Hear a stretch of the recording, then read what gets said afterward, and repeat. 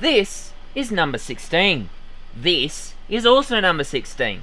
This is number 16. And this, hang on a minute, that's a different one. What's going on?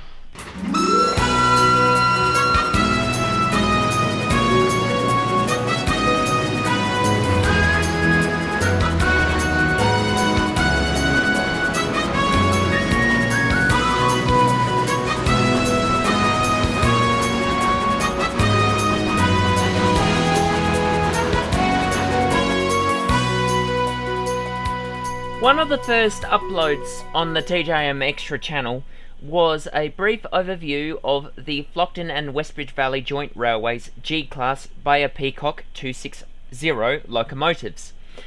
In that original video, I showed off the engines in BR Black, Unlined Black, Goods Engine Green, and the iconic red livery, as well as the F&WVJR Mixed Traffic Blue. Now, something that you may notice about that video was that, one, it was from a couple of years ago. The St. Ives route was completely different to what it is today. Two, the engines did have different whistles at the time. And three, they all carried the same number. Now, since then, I have been dabbling into a bit of a more railway historian type of thing when I'm not into farming. That's on my main channel, TJM Farming, for those who don't know. When I'm not into farming, I'm into railways as to try and escape the stresses of farm work.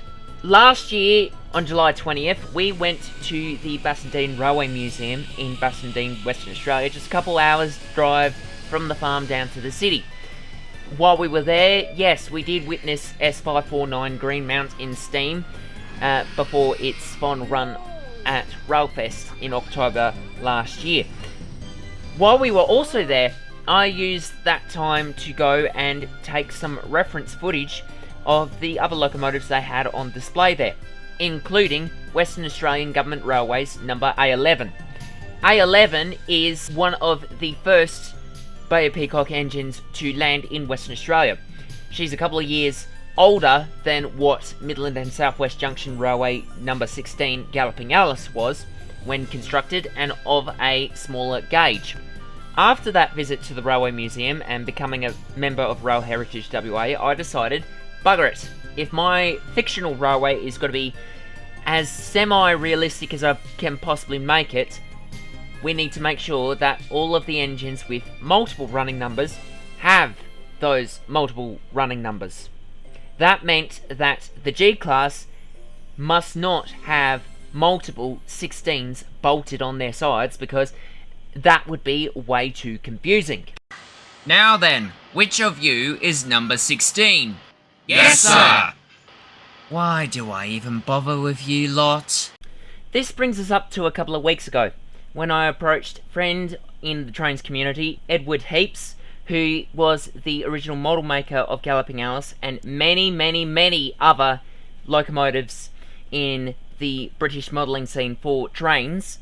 And I asked him, do you reckon you could help me out by giving some modifications to Galloping Alice? Particularly number plates, so we can distinguish the locomotives, and nameplates for number 16 herself, which is something that I got inspiration from this particular article.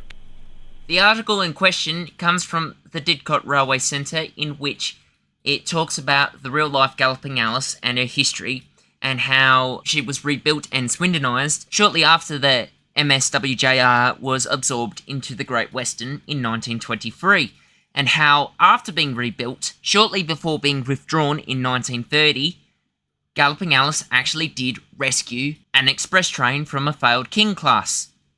She didn't make it all the way to London, of course, and she didn't do it facing forwards. She had to run tender first. But it is still quite notable history. If you want to look at that, I'll leave a link in the description below. The thing that stood out in this article to me the most is she had the wonderful nicknames of Galloping Alice or Galloping Gertie, although sadly the engine never carried a nameplate. We can fix that, I said to myself a couple of weeks ago. And I'm very happy to say that Ed was more than happy to do so, and he delivered. Here she is. The engine you see in front of you is basically the standard Galloping Alice model in her red livery. The difference being we now have the number 16 on the buffer beam, and we've got the number plate on the side here and the nameplate. The font Ed used was the Great Eastern lettering for the buffer beam. The nameplate and the number plate, however, use a Swindon font, which Ed kindly provided me. In his words, it was slightly an odd choice, but he pulled it off, and man, does it look beautiful. In my humble opinion, anyway. When this video goes live, I will be sending Ed a message requesting permission to upload these to the download station once everything is ready. In the initial drop will be the 5 engines you see in front of you. This is the 4th batch example in the Great Eastern Blue with the F&WVJ gold lining, as demonstrated by number 43 here. These engines had the running numbers of 35 through 49. Number 16 over here, Galloping Alice, she represents the first batch of numbers 15 through number 24. Same goes with the black variant. The black variant is the original condition as they would have been delivered from Bay of Peacock in 1897, and that's how the class would have been up until Alice went and rescued the Flockton Flyer in 1903. This is the version with just the numbers, not the names.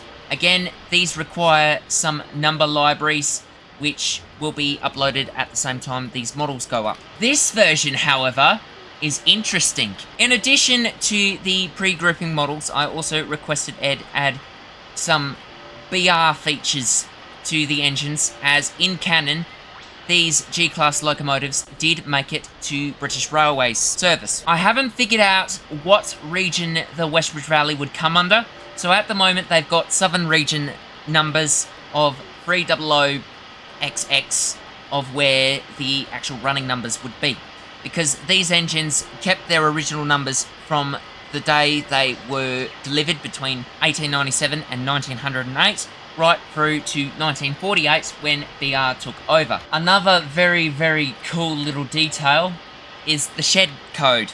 Now, again, I haven't gotten to that stage. We're still in the pre-grouping kind of era with the design phase for the F&WVJR in terms of the entirety of the routes and stuff and what the shed codes would be, but that is still pretty cool seeing 64G as the shed plate. That is pretty awesome. Other features that these engines have, different head codes for the different liveries and different eras. So, for the original condition unlined black, that would be the RCH 1902 head codes.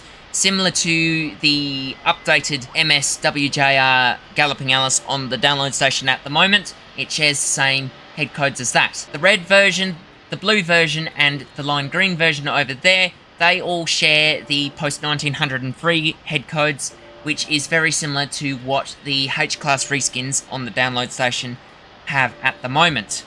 And obviously, of course, the British Rail version will have the BR 1962 rulebook head codes, so standard stuff there. So yeah, that concludes this little showcase. Thank you very much for watching. By the time you see this video be uploaded to YouTube, these models should be going live within the next 24 hours after you see this. Or if you see this way later down the line, they're already out. Go grab them. They'll be under F&WVJR or KUID 758719, and the rest will all be there. Thank you very much for watching, and happy trainsing, people, I guess. New outro.